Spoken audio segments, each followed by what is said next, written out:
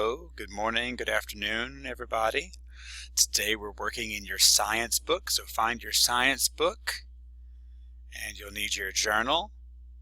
We'll be on page number 280 in the science book, and you'll need a new page titled Weather in your journal. You can push pause until everybody's ready. I know we talked about weather some yesterday. We read the PowerPoint and we talked about some different labs and looked at some things. Today we're going back into weather in your book. We're going to be writing some notes. You'll be writing notes. I'll be typing them on my journal right here.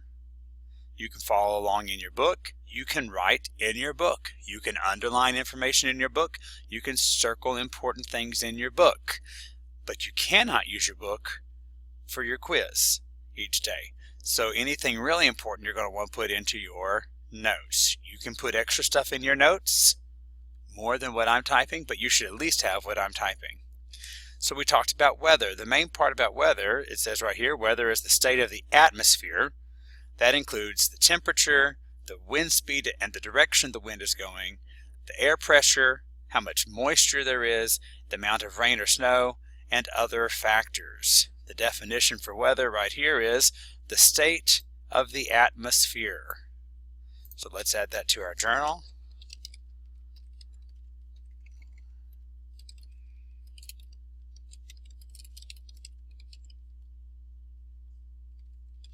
The state of the atmosphere. This includes, we're going to simplify it some, rain, wind, air pressure, etc. That just means and other things. If you want to list the other things, you can. That's what weather means. You can kind of see how this is related to weathering. Weathering is when pieces of rock are broken down into sediment.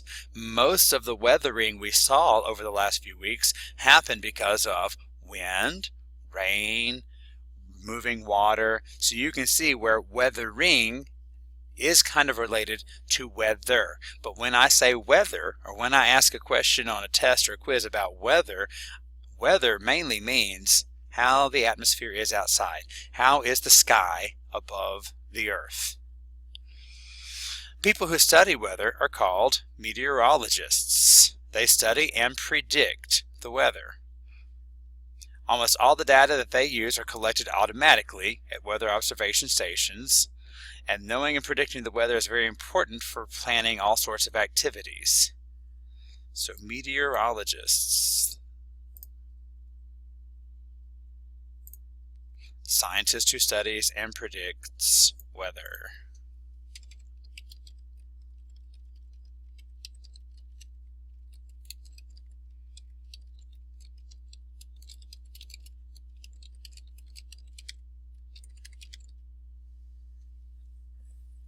You can push pause if you need more time, or if you want to add more information to this page right here.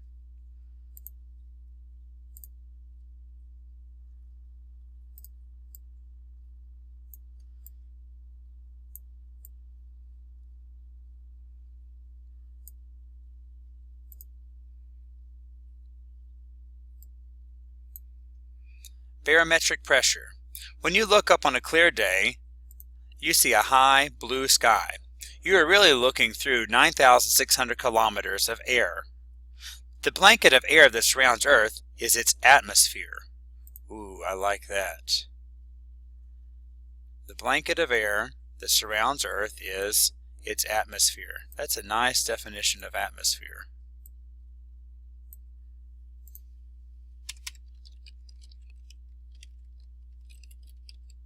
I'm going to put blanket in quotation marks, the blanket of air. The blanket of air surrounding the Earth, the sky, and it said there is 9,600 kilometers of air if you go straight up. Air is made up of a mixture of invisible gases. Over 3/4 of Earth's atmosphere is nitrogen. Most of the rest is oxygen, but small amounts of carbon dioxide gas are also present. You already know things about these gases. You know that humans breathe out carbon dioxide, and plants breathe out, that's right, oxygen. We haven't talked a lot about nitrogen. You'll learn more about that in 6th grade, but when we say oxygen and carbon dioxide, you should understand that.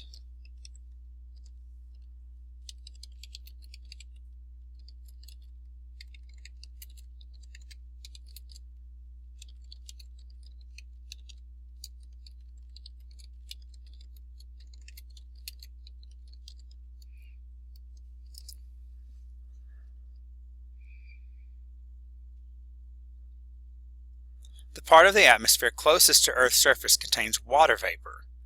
The amount of water vapor depends on time and place. For example, air over the ocean or a forest has more water vapor than air over a desert.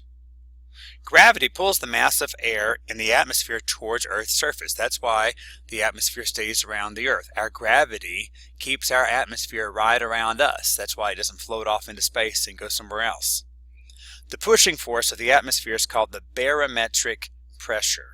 You don't have to remember this. You don't have to memorize this. It probably won't show up on quizzes, but we can talk about it today. Air pushes with equal force in all directions. Many kilograms of gas are pressing down on your school building. They do not crush it because the air inside the building exerts pressure too. Air pushing down is balanced by air pushing up and sideways. Air pressure decreases as you go higher in the atmosphere. So here is an instrument they use, the barometer, that shows us barometric pressure, how much pressure there is.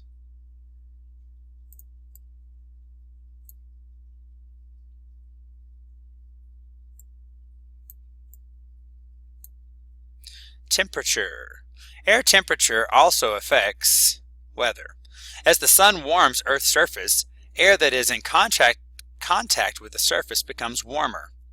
As the air particles move farther apart, the air becomes lighter.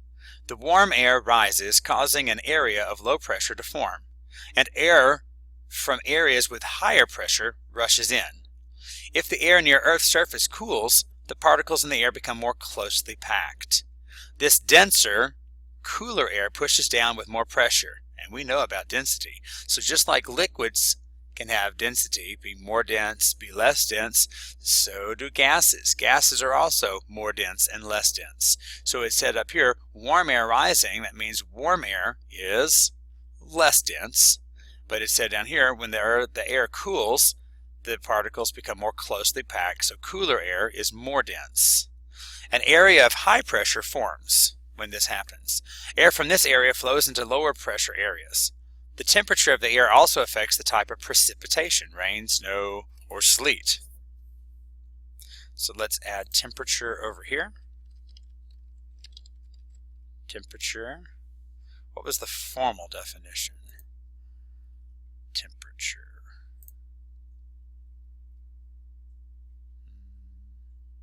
Of course, they don't have temperature here because that would be too easy.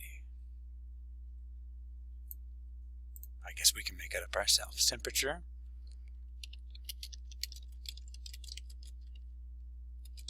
How hot or cold the air is. How about that? It works for me.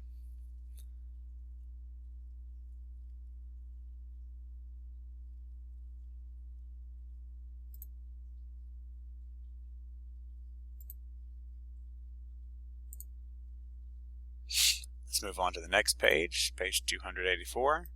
Wind. Wind is air movement caused by differences in pressure. In general, air moves from areas of high pressure to areas of low pressure. Think about a balloon. When you let air out of a balloon, air rushes from inside the balloon, where pressure is higher, to where pressure is lower outside the balloon. You can feel wind. Wind speed and direction affect weather. Local weather can be affected by special winds called jet streams. A jet stream is a narrow band of high-speed wind. A polar jet stream blows from west to east high in the atmosphere over North America. The jet stream affects day-to-day weather and seasons. In the winter, the jet stream can bring cold air from the north to states as far south as Kentucky. In the summer, the jet stream brings warmer air north into Canada. The name of a wind is the direction from which it blows. A north wind comes from the north and moves towards the south. Winds near the ocean are sometimes named differently. And here's our compass rose right here. We've seen that before. We've talked about that when we talked about the sun rising and setting. The sun always rises in the east, and the sun sets in the west. That's right. So right now, most of our weather is coming from the northwest and headed down towards the southeast because we're getting cooler air this time of the year. Water in the atmosphere. 3 other factors for determining weather are humidity, clouds, and precipitation. Humidity is the amount of water vapor in the air. The particles of water vapor are too small to be visible or seen, but when conditions are right, they can come together to form small water droplets and ice crystals. These droplets and crystals are bigger than water vapor particles and can reflect light from the sun. At this point, we can see the water as a cloud. If the droplets or crystals get large enough, they can fall to the ground as precipitation, such as rain or snow. That's definitely a vocabulary word we need to add. Precipitation. I know you know it already, but we'll write it down again. Precipitation. Rain, snow, sleet, or hail falling from the sky to the Earth's surface. That's what precipitation is. Some form of water falling back down to the Earth.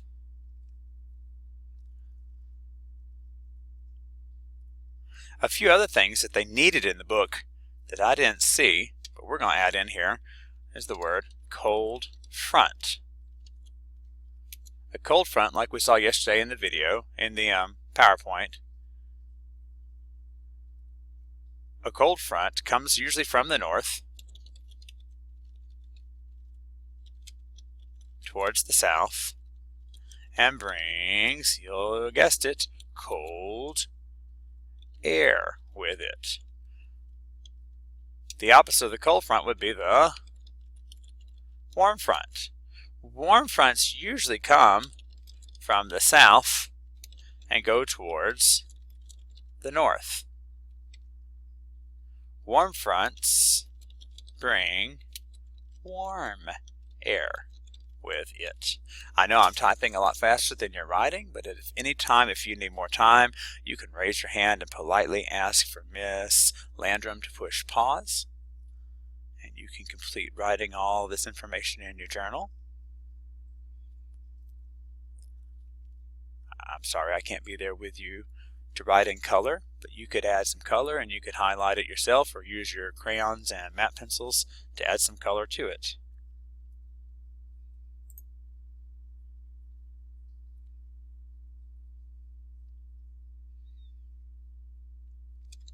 We're going to write down, and if you need more room, you can use the next page, words that describe weather. Now I'm going to go ahead and move on to my next page, but if you need that same page, if you've got room, you go ahead. Words that describe weather. First of all, weather is the day-to-day conditions outside. How does that sound? So keyword, day-to-day. The weatherman can usually only tell us up to, I guess I should spell that word correctly, The weatherman can usually only tell us weather up to maybe 7 days in advance. That's why he has a 7-day forecast. That's his prediction about what he thinks the weather's going to be like over the next 7 days. The weatherman, it cannot predict the weather for next January, a year in advance. He can't predict the weather for January 10 years from now. They just can't do that based on the information that they get from weather satellites, from looking outside, from computers, from historical data in the computer for what was the weather this time last year and the year before that and the year before that. They look at everything they have, and they also look outside because that helps. And the best they can do is just to tell you what they think the weather's going to happen today, tomorrow, this week